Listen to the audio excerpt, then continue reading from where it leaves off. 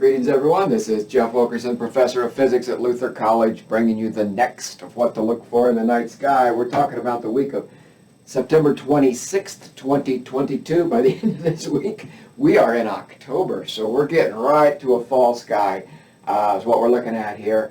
Let's jump right in. Every week I try to challenge myself to make the board more of a mess than it was the week before, and I think you'll all agree that I succeed admirably in this effort. So we've got a pretty messy board. Let's see if we can figure out what's going on. We're going to kind of pick up with where we were last week. Last week I encouraged you to, if you haven't seen it, go look at that. I encouraged you to start a long-term observing project of Saturn and Mars to see if you can watch them moving against the background stars. And I've already noticed the motion of Mars in Taurus near the Hyades, and I tweeted a picture of that out earlier this week. I'll tweet a picture of it out next week if we've got clear skies, and hopefully you can use those images if you haven't done the project yourself and haven't started to see Mars's motion against the background stars. So anyway, that's all great. We noted that Jupiter, as it gets dark, Jupiter is just rising. The big bright object in the southeast, the brightest object in that direction is Jupiter. And we didn't talk much about Jupiter. So let's start there this week.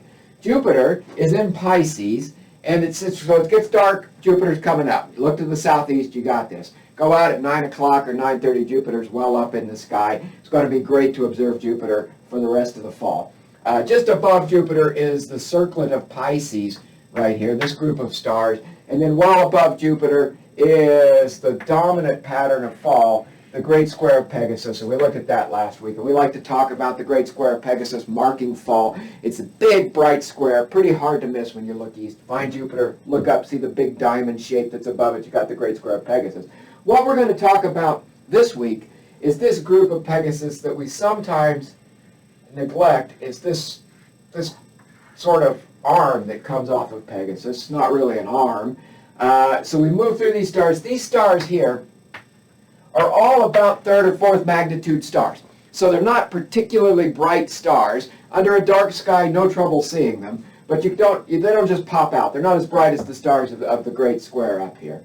And so, as always, we use Allen's star names for our star name information, and we've got Hammam here, which is from Arabic. All of these are from Arabic this week. Most of them are when we look at this. So it comes from an Arabic word meaning lucky star. Baham is this star where it turns up, which would be translated as domestic animals.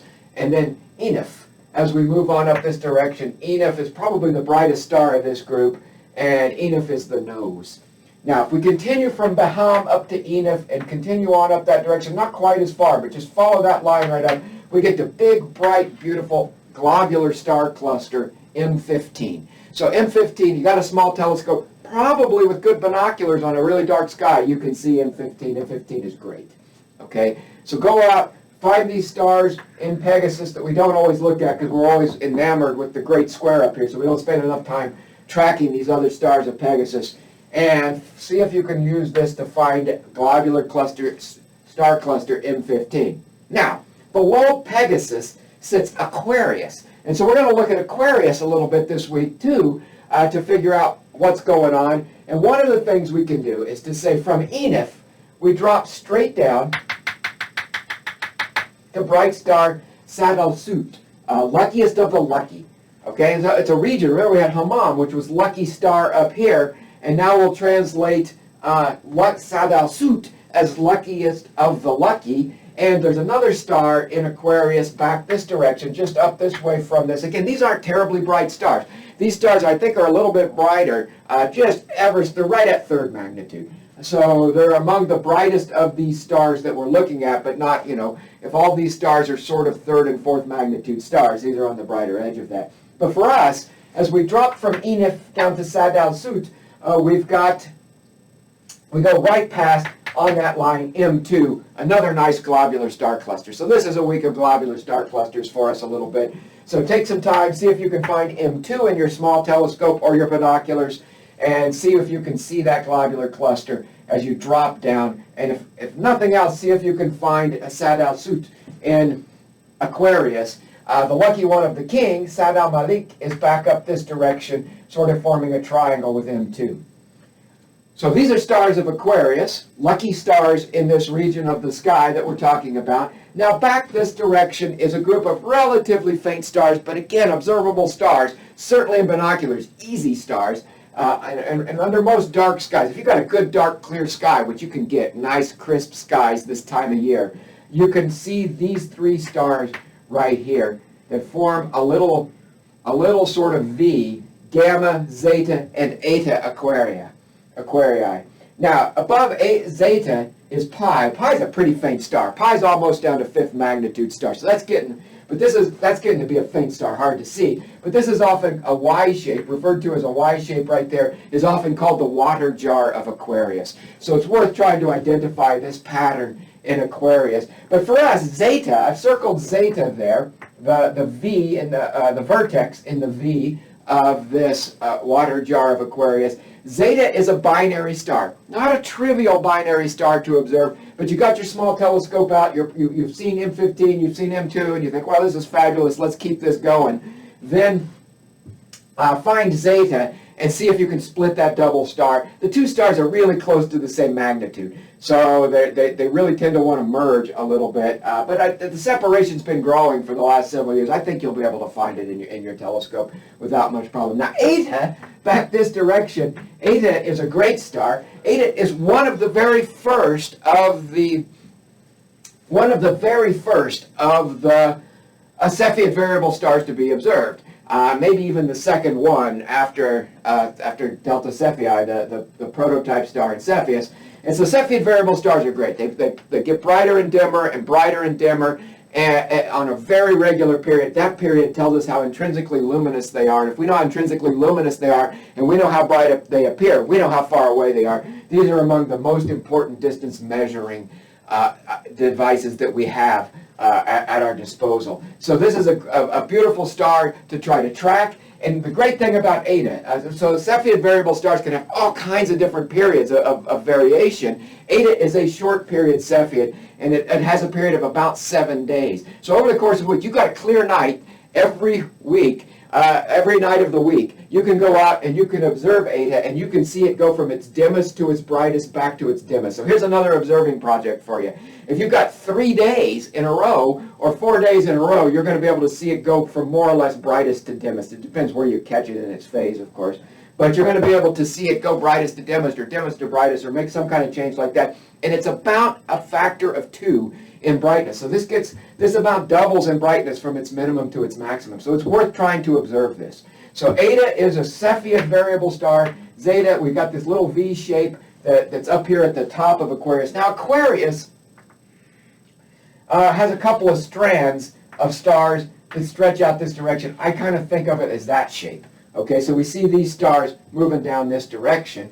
As you move from Gamma to the double star, binary star Zeta, down to the Cepheid variable star Eta, and then go down this left strand of stars, the eastern side of Aquarius, you come to this star right here. And I didn't even bother naming that star, telling you what the Greek letter for that star was. And so what we want to do is we want to start a big bright Jupiter, and we want to draw a line to that star. And that line passes right through Neptune. So if you want a chance to go out and observe Neptune, this is a great chance to do it. Now Neptune's closer to Aquarius than it is to Jupiter over here, so you've got to go a little bit more than halfway down that line. But try it with binoculars, try it with your small telescope. In your small telescope, I've little doubt that you'll be able to tell that it just doesn't look like a star. It has an odd greenish bluish cast to it, and you can tell that it's not quite point-like. It doesn't have that twinkle of a star. It just feels different. This is what I feel when I see Neptune or Uranus, either one, in a telescope. I get that sense. And so this one is great, and right now is a good time to try to find it. You can see it. It's bright enough. You should be able to see it in binoculars, but you might have a really hard time telling it's not a star in your binoculars.